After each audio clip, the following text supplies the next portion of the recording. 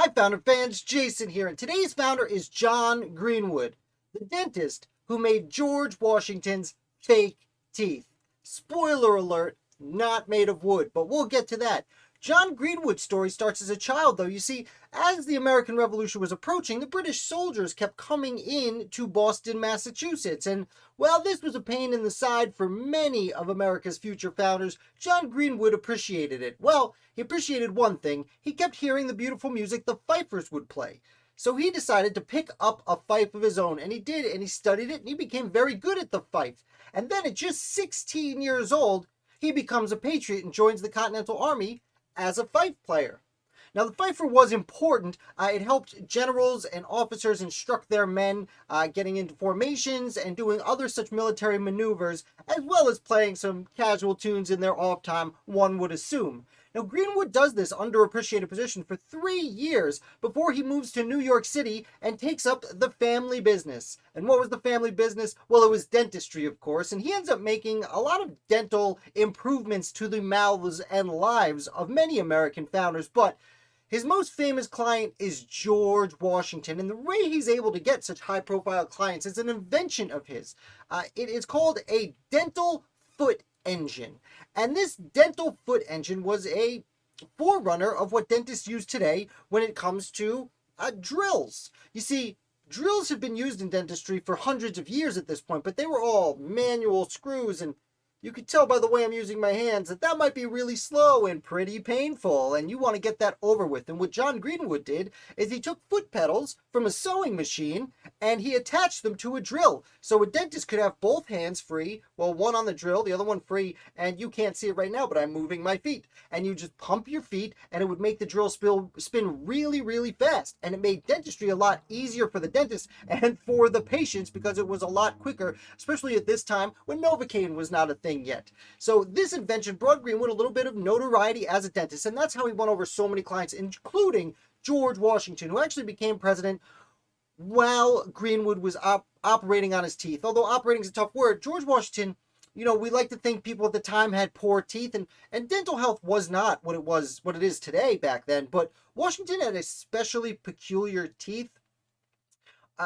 No one's really sure exactly what the disease was that made them rot out, but by the time he's president, he only has one natural tooth left, and he's only in his 50s at this point. Most humans at that point in time did not lose all of their teeth in their 50s, so poor George Washington needed some assistance, and he got John Greenwood to come help out. And John Greenwood did help out, and Greenwood's the one who made his George Washington's famous dentures. Now, as I said at the beginning, the teeth were not made of wood. That is one of the things. After George Washington dies, a lot of stories about his life emerge, and the wooden teeth one does come out. One of the reasons seems to be for this is that the teeth that Greenwood made would stain if not polished correctly. And George Washington drank a good amount of wine, as many founders did, a lot of Madeira being drinking back then.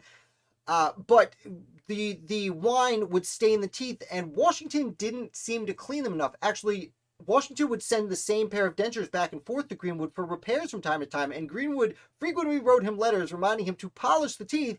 They're getting stained by the wine, and it is that staining of the wine that turned them a darker color that many people consider him having wooden teeth. Now, what is even weirder about his teeth is that they were made of several things, including ivory, gold, and most notably, human teeth. Not only did they make human teeth, Greenwood actually would put advertisements into the newspapers of New York City asking people to give him their old teeth, or he would purchase the teeth oftentimes. Now, there is a little bit of a question as to where the teeth came from, and specifically were the teeth of slaves removed to sell to Greenwood. This doesn't seem to be the case for several reasons, although it is kind of common to discuss.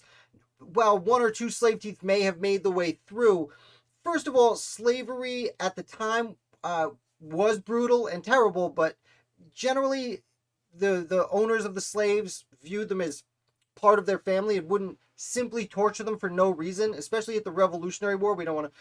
Things changed by the Civil War, of course, but also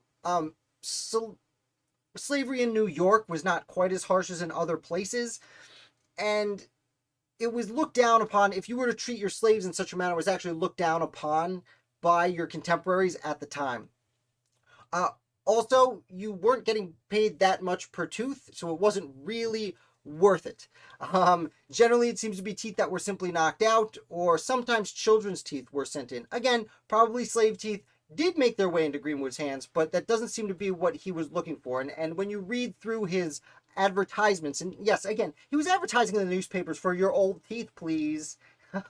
So that is actually how most of George Washington's teeth seem to have been made, is with recycled human teeth. Again, a very interesting practice. Now, Greenwood actually retires fairly early. It seems that he made a good amount of money through the sales of his drill, and he retires to Connecticut as still a young man, barely 40 years old. At this time, George Washington is still president, but George Washington still wants Greenwood to help him out with his teeth.